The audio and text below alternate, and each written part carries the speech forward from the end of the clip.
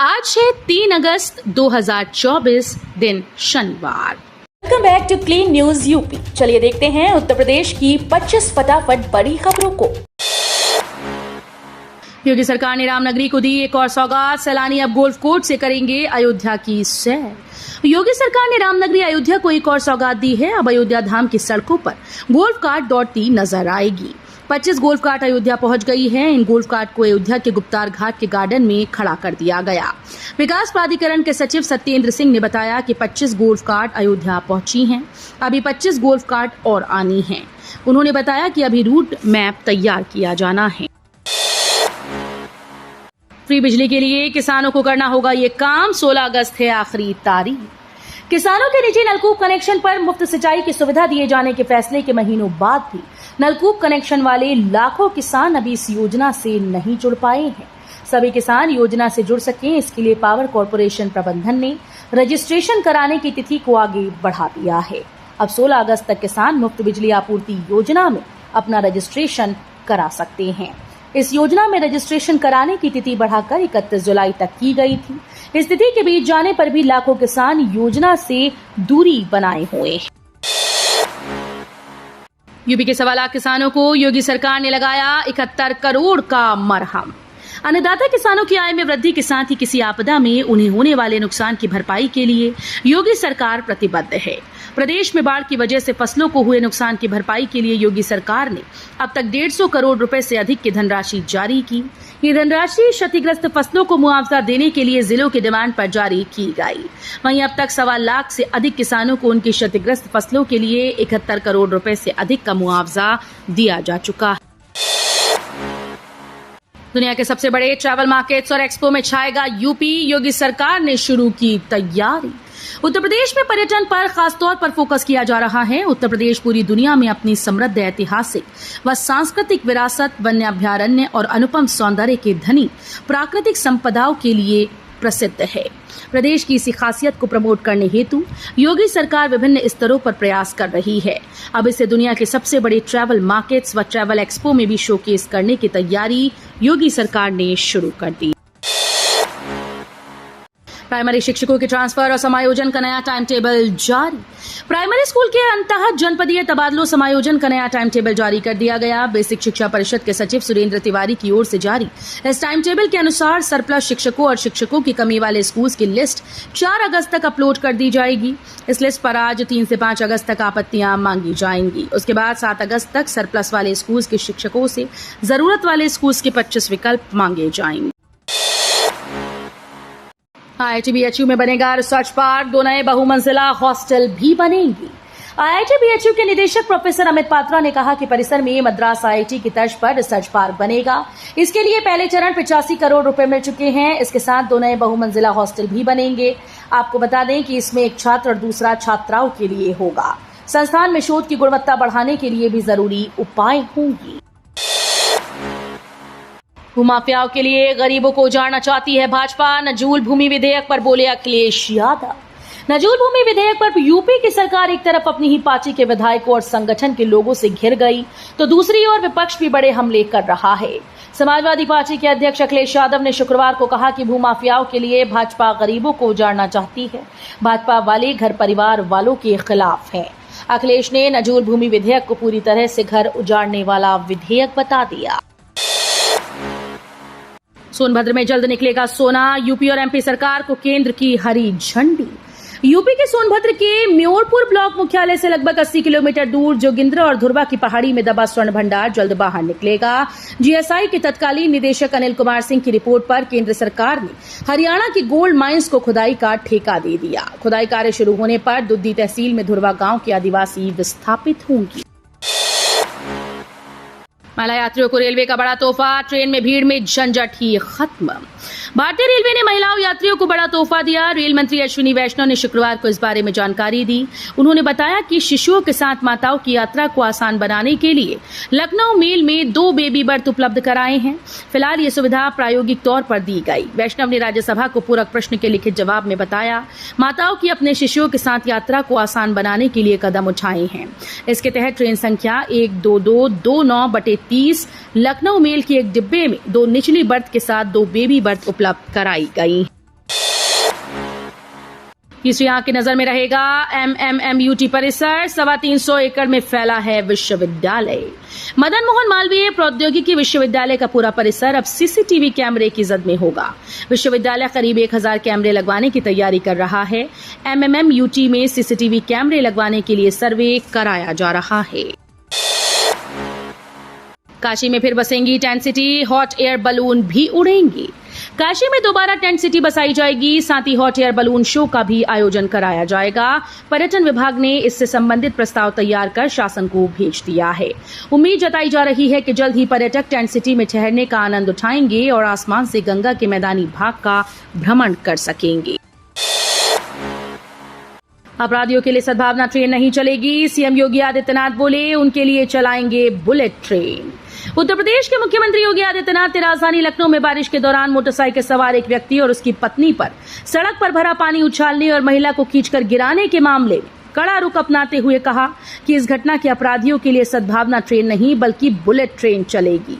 मुख्यमंत्री के आदेश पर इस मामले में 4 पुलिसकर्मियों को निलंबित किए जाने के साथ साथ संबंधित पुलिस उपायुक्त समेत 3 वरिष्ठ पुलिस अधिकारियों को पद से हटा दिया गया। गाजियाबाद लखनऊ के बीच बढ़ेगी ट्रेन की गति, लगाए जाएंगे automatic block signal system. Ghaziabad Moradabad Bareilly Lucknow रेलखंड पर सुरक्षा संरक्षा सुनिश्चित करते हुए ट्रेन की औसत गति को बढ़ाने की तैयारी है। इसके लिए गाजियाबाद मुरादाबाद के बीच काम जल्द शुरू हो जाएगा। मुरादाबाद बरेली रेलखंड को ऑटोमेटिक ब्लॉक सिग्नल सिस्टम से लैस किया जाएगा। रेल मार्ग से लखनऊ से दिल्ली की दूरी 491 किलोमीटर और लखनऊ से बरेली की दूरी 240 किलोमीटर है। सिलेंडर खरीदते समय रहें सावधान, मिल रही 2.5 किलो तक गैस कम। घरेलू सिलेंडर की कीमत 815.50 रुपए, इसमें भी गैस 2.5 किलो तक कम, मतलब उपभोक्ताओं को 143 रुपए का नुकसान। बाट माप विभाग ने 12 हॉकर्स के पास 13 सिलेंडर में घटतोली पकड़ी। इनके वजन करने के कांटे में भी गड़बड़ी पकड़ी गई। सिलेंडर जब्त कर सभी का चालान किया गया। मथुरा की शाही ईदगाह मस्जिद की एक ईंट भी नहीं देंगे, मौलाना शहाबुद्दीन रजवी का बड़ा बयान। मथुरा के श्री कृष्ण जन्मभूमि और शाही ईदगाह मस्जिद विवाद को लेकर ऑल इंडिया मुस्लिम जमात के राष्ट्रीय अध्यक्ष मौलाना मुफ्ती शहाबुद्दीन रजवी ने बड़ा बयान दिया। बरेलवी मौलाना ने कहा कि शाही ईदगाह मस्जिद मथुरा के संबंध में इलाहाबाद हाईकोर्ट के फैसले से मुसलमानों को मायूस होने की जरूरत नहीं, सुप्रीम कोर्ट पर भरोसा रखें। मौलाना ने कहा कि मुसलमानों का स्पष्ट नजरिया है कि हम मस्जिद की एक ईंट भी हिंदू फरीक को नहीं देंगे। हिंदू पक्ष के साथ और RSS के साथ हम बातचीत करने के लिए तैयार हैं। भारत का मुसलमान सुप्रीम कोर्ट पर भरोसा करता। एयरपोर्ट जैसा बनेगा अलीगढ़ रेलवे स्टेशन, 400 करोड़ होंगे खर्च, ध्वस्त होगी heritage building. Aligarh railway station को एयरपोर्ट जैसा आलीशान बनाया जाएगा। इस पर 400 करोड़ का खर्च आएगा। यहां पर यात्रियों को एयरपोर्ट जैसी सुविधाएं मिलेंगी। रेलवे की ओर से इसका मास्टर प्लान तैयार किया जा रहा है। चरणबद्ध तरीके से विकास कराने में करीब 4 साल से ज्यादा का वक्त लगेगा। IIT-BHU में शिक्षकों के 540 पद खाली, निदेशक बोले 3 साल में भरेंगे 300 पद। IIT-BHU में शिक्षकों के 540 पद खाली हैं। कागजों पर संस्थान में 900 पद स्वीकृत, लेकिन इस समय केवल 360 शिक्षक पढ़ा रहे हैं। इस कमी को दूर करने के लिए देश के विभिन्न IIT में शोध करने वाले छात्रों से मदद ली जाएगी। निदेशक प्रोफेसर अमित पात्रा ने कहा कि 3 साल में 300 पदों को भरने का लक्ष्य रखा गया है। गोरखपुर मंडल MBBS की 675 सीटों पर शुरू होगी पढ़ाई। 1 साल में बढ़ी 300 सीटें। जिस गोरखपुर मंडल में इलाज और चिकित्सा शिक्षा के लिए एकमात्र मेडिकल कॉलेज था, बीते 7 साल में योगी सरकार ने उसे हेल्थ इंफ्रास्ट्रक्चर और मेडिकल एजुकेशन का हब बना दिया। इस मंडल में इस साल MBBS की 300 नई सीटों पर दाखिला शुरू होने जा रहा है। इसके साथ ही गोरखपुर मंडल में MBBS की 675 सीटों पर पढ़ाई शुरू हो जाएगी। अयोध्या में बन रहा महर्षि वाल्मीकि एयरपोर्ट का इंटरनेशनल ब्लॉक। महर्षि वाल्मीकि इंटरनेशनल एयरपोर्ट के दूसरे फेज के टर्मिनल का निर्माण कार्य शुरू करने की तैयारी की जा रही है। इसके पहले सारी तकनीकी कार्यवाही पूरी की जा रही है। इसी के तहत इसके निर्माण से अधिग्रहित इलाके के गांव के पर्यावरण पर पड़ने वाले संभावित प्रभाव को लेकर 5 अगस्त को कलेक्ट्रेट सभागार में लोक सुनवाई का आयोजन किया गया, जिसमें पर्यावरण विभाग की विशेषज्ञ टीम के साथ उन गांव के लोगों को भी बुलाया गया जहां की जमीनें एयरपोर्ट के विस्तार योजना के लिए अधिग्रहित की गई। यूपी की यूनिवर्सिटी में बीटेक और एमटेक छात्रों का campus placement. Doctor APJ Abdul Kalam प्राविधिक विश्वविद्यालय के बीटेक और एमटेक कोर्स के 1321 छात्रों का चयन टाटा कंसल्टेंसी सर्विस यानी टीसीएस में हुआ। कंपनी की ओर से 3 प्रोफाइल प्राइम में छात्रों को चयनित किया गया। कुलपति प्रोफेसर जेपी पांडे ने बताया कि प्राइम प्रोफाइल में 35 छात्रों को अधिकतम 11 लाख रुपए सालाना का पैकेज मिला। इसके अलावा डिजिटल प्रोफाइल में 357 छात्रों को अधिकतम 7,30,000 रुपए का सालाना पैकेज पर कंपनी ने चयनित किया। 2027 में ये लोग हमें उजाड़ देंगे। नजूल भूमि बिल पर संजय निषाद ने योगी सरकार के खिलाफ खोला मोर्चा। उत्तर प्रदेश के विधान परिषद में नजूल भूमि विधेयक लटक गया। बताया जा रहा है कि विधानसभा में बीजेपी विधायकों की विरोध करने के बाद बीजेपी एमएलसी व बीजेपी प्रदेश अध्यक्ष भूपेंद्र चौधरी ने इस विधेयक पर नाराजगी जाहिर की। बीजेपी एमएलसी के अनुरोध पर सभापति ने इस बिल को प्रवर समिति भेज दिया। इस विधेयक के खिलाफ बीजेपी के सहयोगी दल अपना दल एस के बाद अब निषाद पार्टी ने भी मोर्चा खोल दिया है। इस बिल का विरोध करते हुए निषाद पार्टी के अध्यक्ष व कैबिनेट मंत्री संजय निषाद ने कहा कि अगर आप इन्हें उजाड़ देंगे तो 2027 में ये लोग उजाड़ देंगे, इसे लागू नहीं करने दिया जाएगा। जुलाई में बीएसएनएल में पोर्ट हुए 14,505 नंबर। बरेली सर्कल में सिम की बिक्री भी बढ़ी। निजी टेलीकॉम कंपनीज के द्वारा टैरिफ में 27% की बढ़ोतरी के बाद हजारों उपभोक्ता भारत संचार निगम लिमिटेड से जुड़ गए। जुलाई में ही बरेली सर्कल में बीएसएनएल के 92,000 सिम बिकी। 14,505 उपभोक्ता निजी कंपनी से छिटक कर बीएसएनएल से जुड़ गए।